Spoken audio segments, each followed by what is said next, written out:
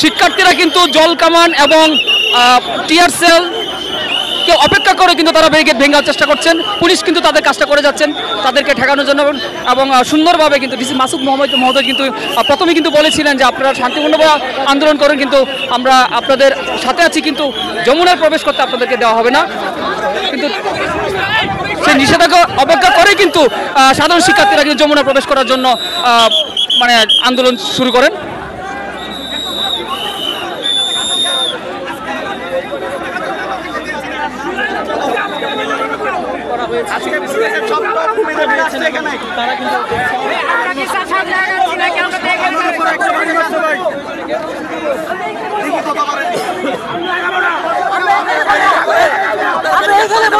বসে যাবো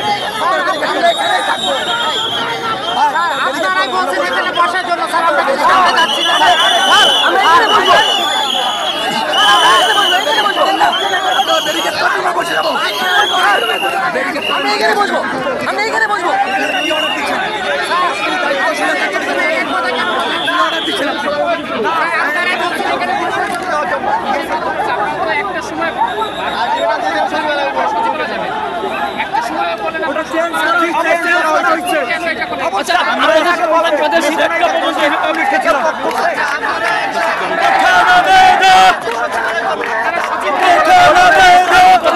সাধারণ শিক্ষার্থীদের সঙ্গে যে আপনারা 3টা পর্যন্ত আলটিমেট দিয়েছিলেন, 3টার পরে আপনাদেরকে জানানো হলে আপনারা যমুনামুখী হবেন। সাধারণ শিক্ষার্থীদের সাথে কথা হয়েছিল, ডিসি মাসুদ মহোদয়ের কথা হয়েছিল, কিন্তু আপনারা কথা শেষ করতে না করতে আপনারা যমুনামুখী হয়ে গেলেন।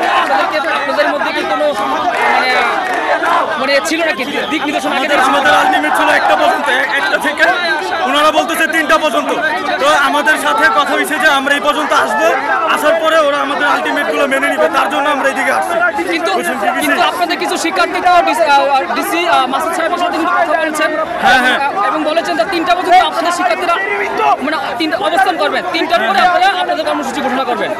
কিন্তু তার আগে কেন আপনারা মানে না আমরা আমাদেরকে বলা হয়েছিল যে 1টা পর্যন্ত ইয়া করতে, বুঝছেন কি কইছি, পরে 3টা পর্যন্ত আমরা এইদিকে এসে পড়ছি।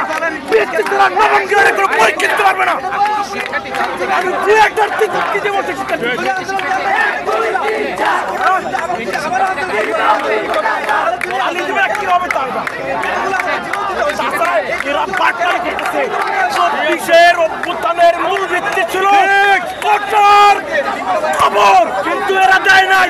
ক্ষমতায় যাওয়ার পরে সালারা ওয়েস্টিনে হাঁস খেতে যায়। এখানে বুয়েটের শিক্ষার্থীরা এতদিন ধরে রাত 4টা পর্যন্ত আন্দোলন করে কোনো সায় দেয় না। এই সালাদের বার্তা বলবে, কি বলবে?